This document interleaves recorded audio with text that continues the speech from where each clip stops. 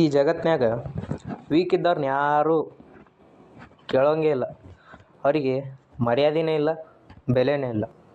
ಆದ್ರೆ ಒಂದು ಸಲ ಒಬ್ಬ ವೀಕ್ ಇದ್ದಂಥ ವ್ಯಕ್ತಿಗೆ ಇಡೀ ಜಗತ್ತನ್ನು ನಡುಗಿಸುವಂಥ ಶಕ್ತಿ ಸಿಕ್ಕಿದ್ರೆ, ಇದು ಒಬ್ಬ ಸಾಮಾನ್ಯ ಹುಡುಗ ಸಂಗ್ ಜಿನ್ವು ಅವನ ಜೀವನವನ್ನೇ ತಿರುಗುಬಾಣದಂತೆ ಬದಲಾಯಿಸಿದ ಸೋಲೋ ಲೆವೆಲಿಂಗ್ ಎಪಿಸೋಡ್ 1 ಪೂರ್ಣ ಕಥೆ. ಗಟ್ಟಿಯಾಗಿ ಕುಂದ್ರಿ, ಕತೆ ಚಾಲು ಮಾಡೋಣ.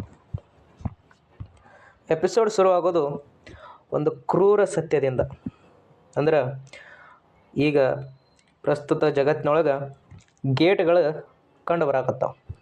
ಈಗ ಜಗತ್ತು ಮೊದಲಿನಂಗೆ ಉಳಿದಿಲ್ಲ.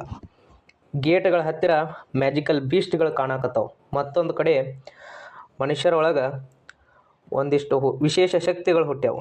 ಆ ವಿಶೇಷ ಶಕ್ತಿಗಳನ್ನು ಹೊಂದಿದಂಥ ವ್ಯಕ್ತಿಗಳಿಗೆ ಹಂಟರ್ಸ್ ಅಂತ ಕರೀತಾರೆ. ಹಂಟರ್ಸ್ ಅಂದ್ರೆ ಈಗ ಆ ಮಾನವ ಜಗತ್ತಿನ ರಕ್ಷಕರು.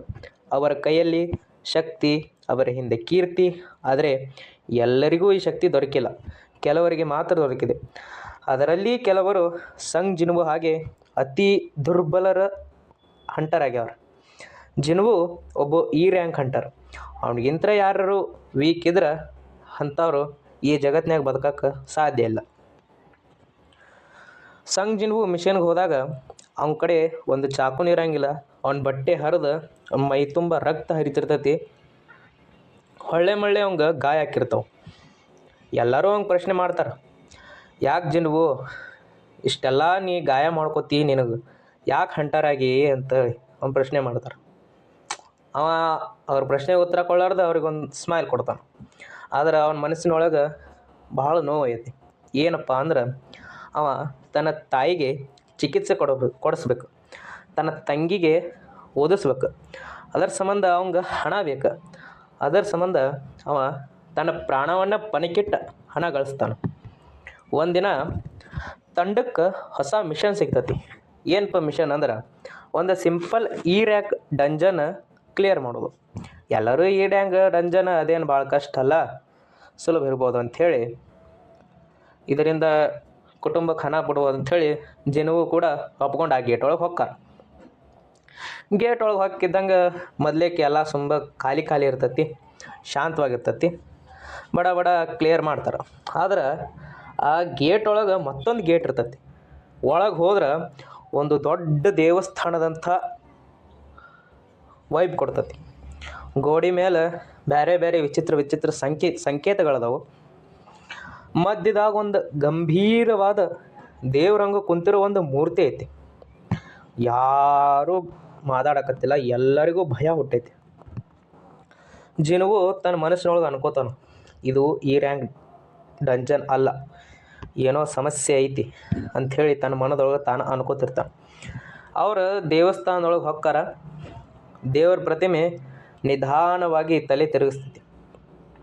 ಒಬ್ಬ ಹಂಟರ್ ಅಂತಾನೆ, ಅದು ಬದುಕೈತಿ ಅಂಥೇಳಿ ಓಡೋಗಕ್ಕೆ ಟ್ರೈ ಮಾಡ್ತಾನೆ. ಆದ್ರೆ ಅದೇ ಟೈಮಿಗೆ ಆ ಮೂರ್ತಿ ಕಣ್ಣು ಕೆಂಪು ಮಾಡಿ ಕಣ್ಣಿಂದ ಒಂದು ಲೇಸರನ್ನು ಶೂಟ್ ಮಾಡಿಬಿಡ್ತೈತಿ. ಆ ಲೇಸರ್ ಶೂಟ್ ಮಾಡಿದ ಕ್ಷಣದಾಗನ ಆ ಹಂಟರ್ ಅಲ್ಲೇ ಸತ್ತು ಬಿಡ್ತಾನೆ. ಎಲ್ಲರೂ ನಿಂತು ಬಿಡ್ತಾರೆ. ಜಿನ್ವುಗೆ ಆ ಸಂಕೇತ ಅರ್ಥ ಆಕತಿ. ಡೋಂಟ್ ಮೂವ್ ಅಂಥೇಳಿ ಅಲ್ಲಿ ಒಂದು ಕಲ್ಲಿನ ಮ್ಯಾಗ ಬರೆದಿರ್ತಾರೆ. ಅದನ್ನು ಅರ್ಥ ಮಾಡ್ಕೊಂಡು ಎಲ್ಲರಿಗೂ ಯಾರೂ ಚಲಿಸ್ಬೇಡಿ, ನಿಂತಲ್ಲೇ ನಿಂದಿರಿ ಅಂಥೇಳಿ ಹೇಳ್ತಾ. ತಕ್ಷಣ ಮತ್ತೊಂದು ಸಂಕೇತ ಕಣ್ಣಿಗೆ ಕಾಣ್ತತಿ.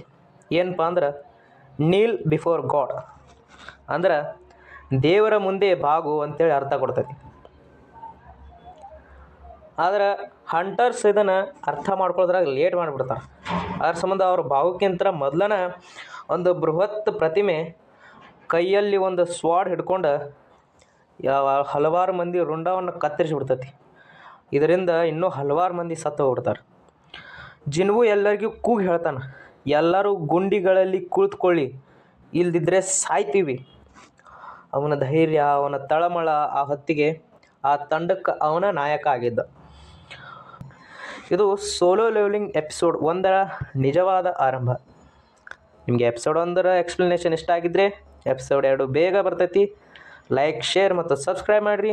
ನಾ ಇನ್ನೂ ಉತ್ತಮವಾಗಿ ವಿಡಿಯೋ ಮಾಡ್ತೀನಿ ಅಂತ ಹೇಳ್ತಾ ನೆಕ್ಸ್ಟ್ ಎಪಿಸೋಡ್ನಾಗ ಸಿಗೋನು. ಬಾಯ್.